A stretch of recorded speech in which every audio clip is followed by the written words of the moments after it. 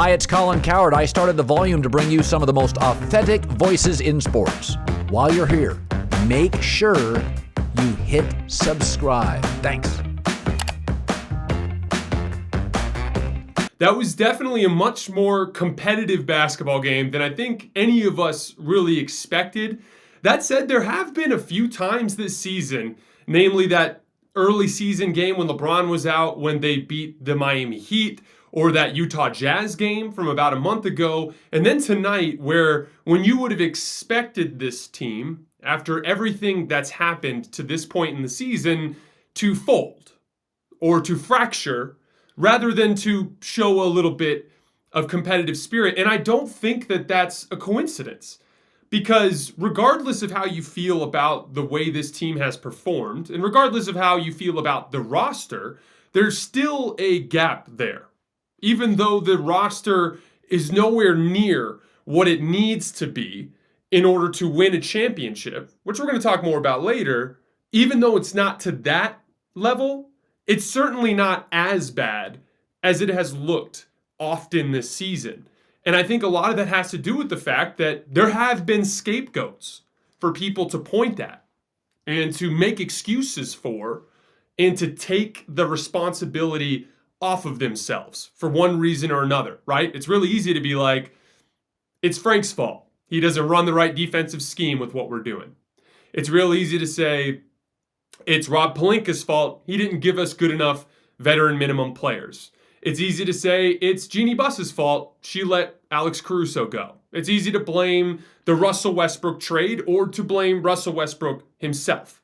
But the fact of the matter is, the talent that has actually been on the court for the Lakers for the most part this season has underachieved, even relative to what that standard should have been.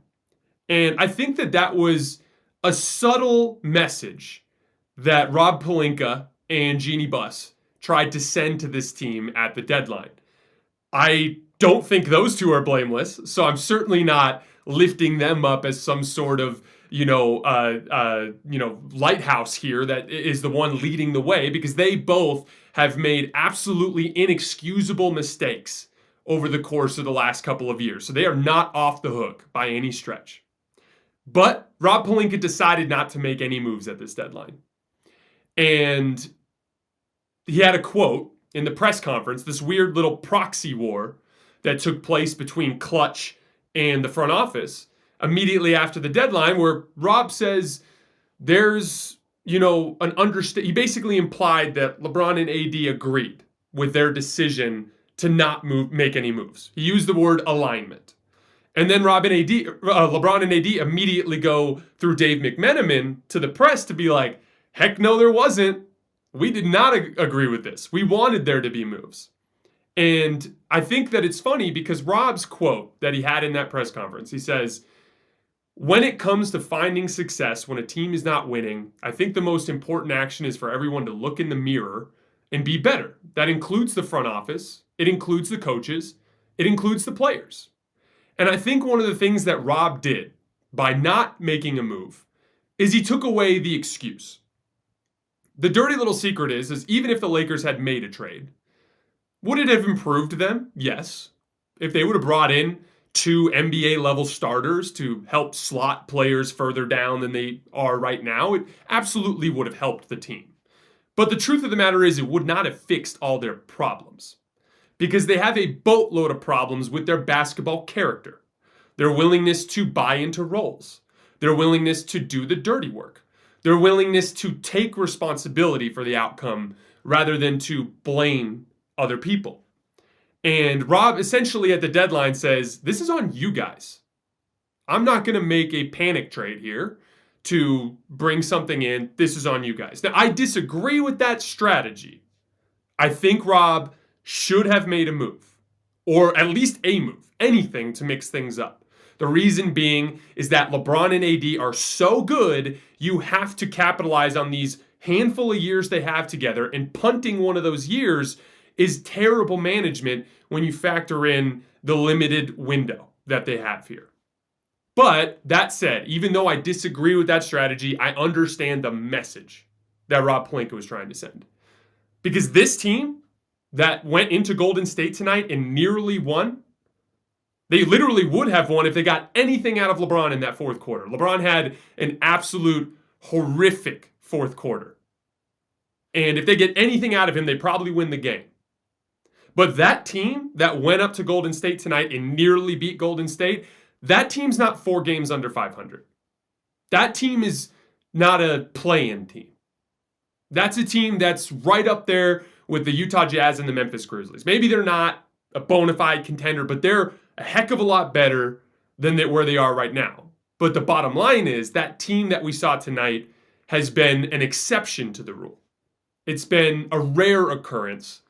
It hasn't been the consistent product that we've seen from this team. And I do like that Rob took that blame game out of the picture and said, it's on you guys to figure this out. Like, here's the thing, LeBron. You can blame the role players all you want, and we're all going to sympathize with you in the sense that we know that there's not enough talent on this team to win the title. But you have to be better. Your role players tonight played well enough to beat Golden State. Your role players tonight played well enough to give you a chance to win on the road against one of the top-tier championship contenders in the league, and you fell apart in the fourth quarter. Sloppiness. Sloppy passes, throwing the ball away, inability to finish around the rim with all the length, couple of missed defensive assignments as well. You got to be better, man. That's on you. Now, we're going to cut you some slack. You're not Russell Westbrook. This hasn't been what you've done for the most part this season. You've been very reliable all season. But I like that the accountability is being shifted back to the players. LeBron can't go up to the podium tonight and blame the role players. LeBron can't go to the podium tonight and blame Rob Pelinka. It was him that didn't hold up his end of the bargain. Same thing with Anthony Davis. Anthony Davis had one of the most dominant defensive performances that I've ever seen from a player in the first half, but just did not bring enough offensively in this game. You are a player that has been compared to Giannis Antetokounmpo. You have to be able to score at will against a Golden State Warriors team that doesn't have Draymond Green.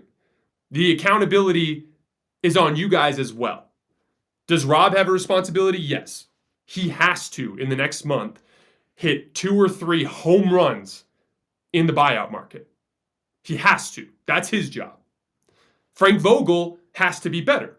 He has to play Reeves more than Avery Bradley, which he did tonight, but very much did not do in the game against the Blazers when you played Reeves 15 minutes and Bradley 35 minutes. So Frank has to be better. Frank has to find defensive schemes and offensive schemes that actually fit his personnel. He has a job. The role players have to be better. But LeBron and Anthony Davis also have to be better. They also have not been good enough on a day in and day out basis this season to propel this team to where they need to go. And so as much as I've had problems with Rob and what he's done this season, kudos to him for making everybody look in the mirror and be like, you guys are going to have to figure this out. Our best chance to use this, he thinks their best chance to use the assets is in the offseason. And I get that. I disagree, but I get that. But he's right in the sense that this team needed to look inward before they looked anywhere else.